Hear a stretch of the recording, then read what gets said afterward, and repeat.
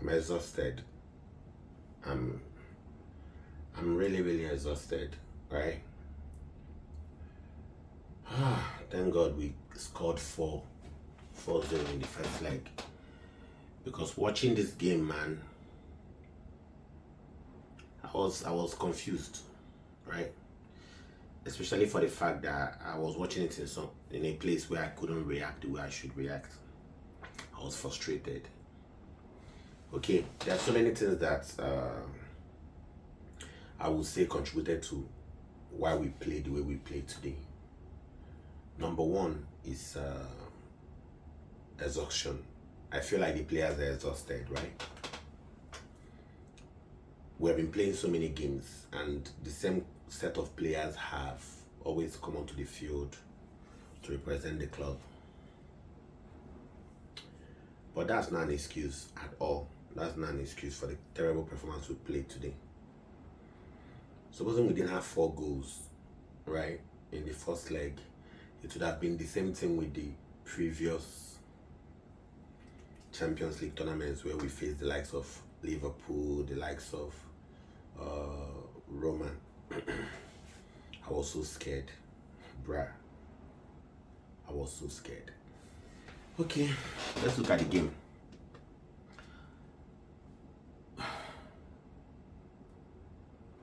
I have so much to say about some players, but let's just look at the game.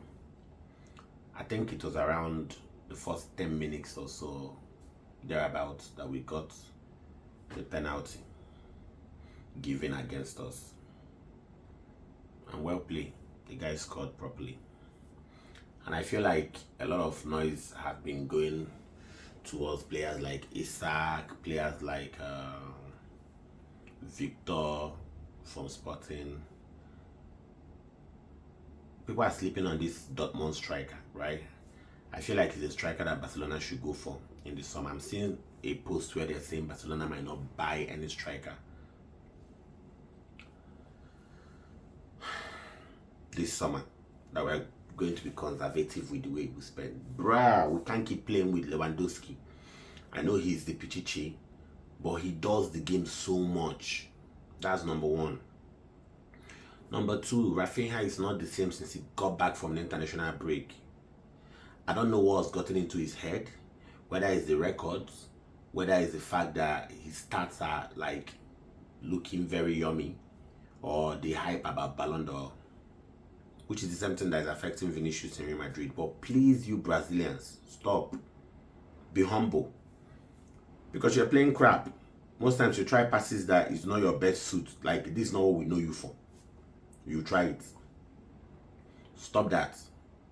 In the name of God. Please. The last matches that we have now is very crucial. Extremely important. The last 7 games in the league, we can't lose one. Are you guys hearing me? We can't lose one, including the one against Madrid.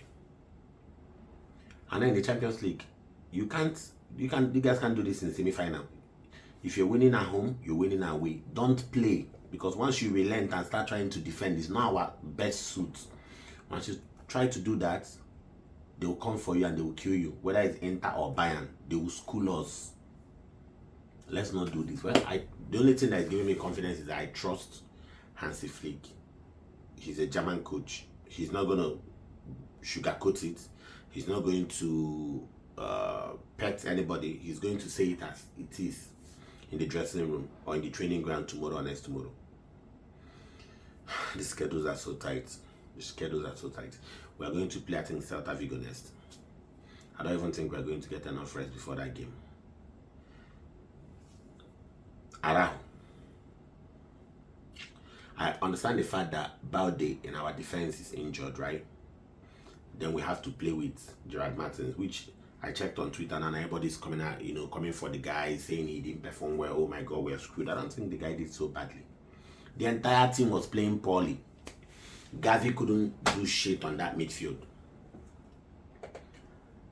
I was now thinking, should we bring in Pedro more earlier? But we needed to rest him too, because he's been playing a lot of games and he's the key to this point of our season. And I thank God Daniel is back.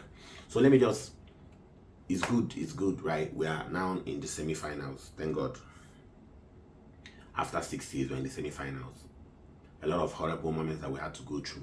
Araujo sent us home last season. He almost sent us home again. Let me just make some few notes before I say the last point of things I want to say. Thank God we're in the semi-final. This game should be like a rude awakening to most of our players, especially the likes of Lamine Yamal, because he also gets to his head.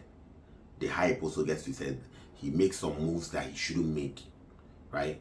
80% of the time he's right with his decisions, but sometimes I just look at him and like, just pass the ball. You don't have to force it. Lewandowski gets on my last nerve, but he's a pichichi. He gets the goals, but we can't do this next season again with Lewandowski. There are sometimes they'll give him the ball. He will dull the game, bruh. He will dull the game, and by the time he's passing the ball, defenders are back. And I'm like, anyway, I'm glad that Olmo is back. Olmo, we need you in this last period of the game. We need you on their Clasico against Madrid. Please, we need creativity behind our three attackers. We need that much creativity behind our three attackers. We can't do this with Fermin, who keeps ballowing the ball. See, I'm coming to the summer suggestions. I feel like we should do this coming summer, right? But, Olmo, please, if he plays for 60-70 minutes, we're winning. Take him out so he can rest. He's a luxury product. Take him out.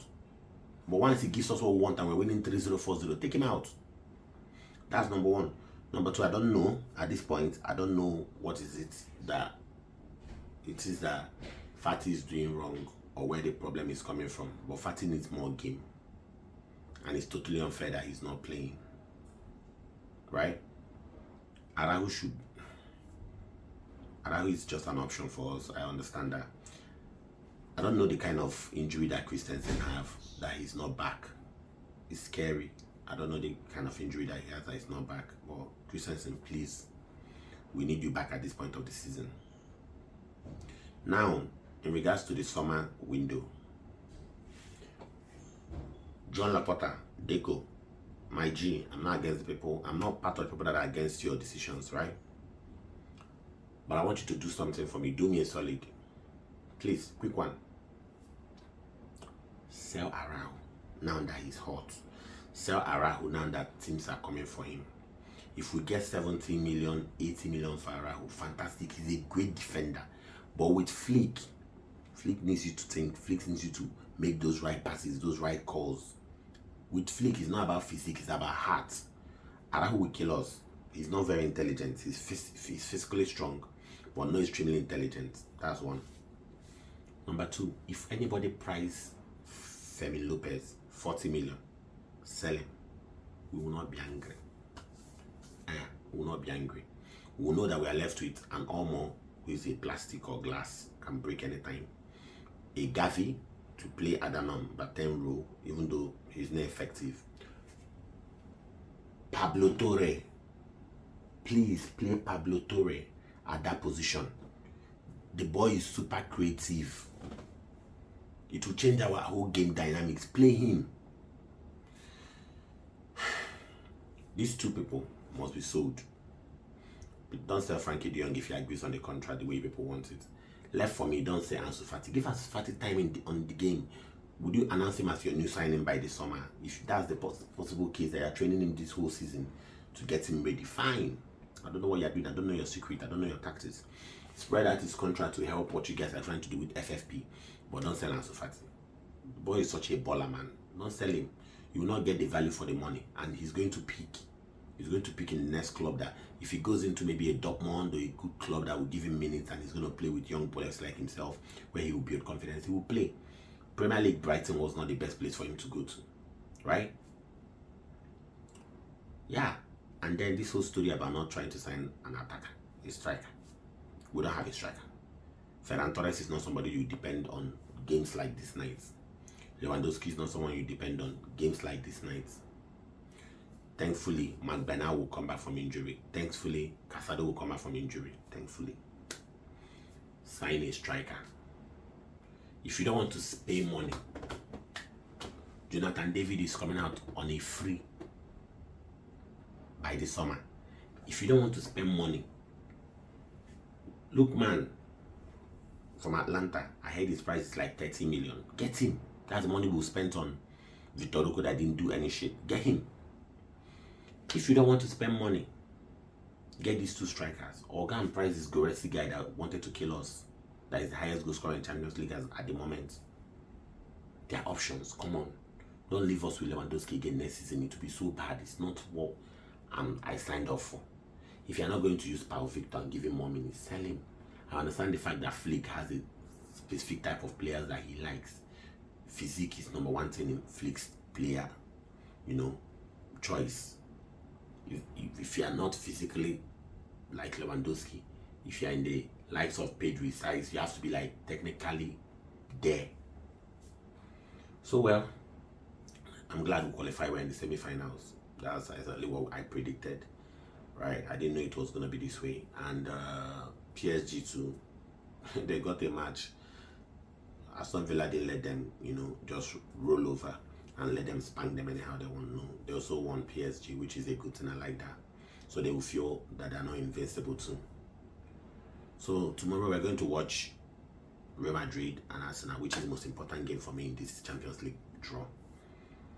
Real Madrid needs to go. It's going to affect their momentum. It's going to affect their ego. It's going to affect everything, and it will help us in the league. It will help us in the Copa del Rey. If Real Madrid loses against Arsenal, whether it's aggregate, whether it's just by that day, whether it's whatever, they should just leave the Champions League. Their momentum, their morale will drop. Right? They are not the kind of team that fights for the La Ligas, and they designed themselves for this Champions League thing. And if they don't get it, they wait for next season. Right? So that's it for me today. The other game, Inter versus Bayern, which is very important for Barcelona fans to know who we are playing. I just know there will be goals in that match, but I don't know who is going to win. Inter feels like they're going to, pass through, but football, anything can happen. Inter has always slipped off when you think that they're going to get it done.